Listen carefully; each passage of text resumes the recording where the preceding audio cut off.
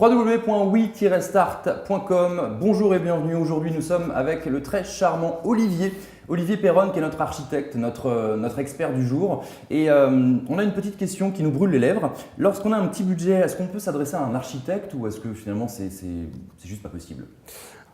Alors oui, évidemment, on peut faire appel à un architecte quand on a un petit budget. C'est même recommandé puisque nous, on va être là pour vous aider à avoir la réponse la plus adaptée à votre budget. C'est-à-dire que bien souvent, pour nous, ça implique aussi des études un peu plus poussées lorsqu'on va élaborer, définir le projet. Puisqu'on va chercher des économies un peu partout. Et voilà. Et ça peut être compensé évidemment par notre partie d'honoraires. D'accord. Y a-t-il des limites à la conception ? Alors oui, évidemment, il y a des limites. On est contraint par un certain nombre de réglementations. Alors bien souvent, les réglementations sont aussi ce qui va nous permettre d'être des points d'appui pour le projet. C'est le cas des réglementations urbaines, donc ce qu'on appelle bien souvent la réponse au plan local d'urbanisme qui a remplacé le plan d'occupation du sol. Je pense que c'est des notions un peu familières pour tout le monde. Ce sont des réglementations urbaines auxquelles le projet doit répondre dans la conception. On est aussi assujetti à des réglementations incendie, des réglementations pour les personnes à mobilité réduite, donc notamment dans le cadre des établissements recevant du public, donc des écoles, des salles polyvalentes, des gymnases, etc. Et puis, enfin, on est assujetti à des réglementations thermiques, donc notamment la RT 2012 qui est passée assez récemment, où il faut répondre à tout un tas de tests afin de vérifier que notre bâtiment n'est pas une épave thermique, une passoire thermique, comme on l'entend de temps en temps.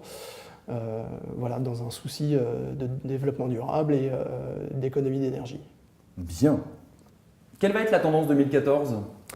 Alors en architecture, il n'y a pas forcément de tendance comme il peut y en avoir dans le stylisme.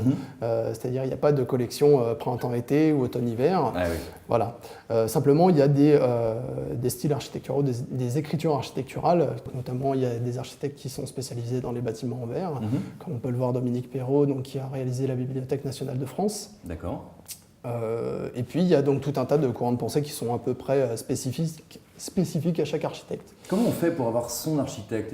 Imaginez que j'adore le rose.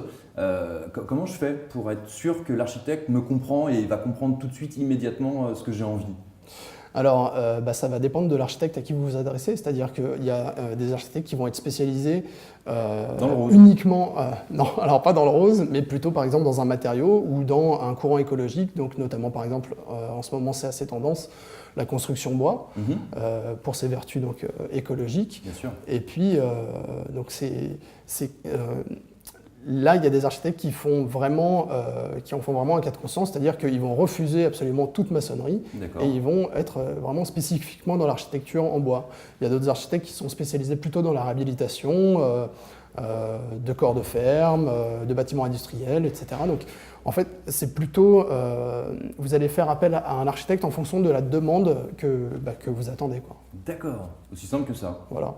Très bien. Olivier Perronne, on vous retrouve sur Internet ? Oui, donc sur la plateforme de we-start.com, absolument, évidemment. Et puis sur notre site studioscope.com. Merci pour tout. Merci à vous. À très bientôt. Au revoir.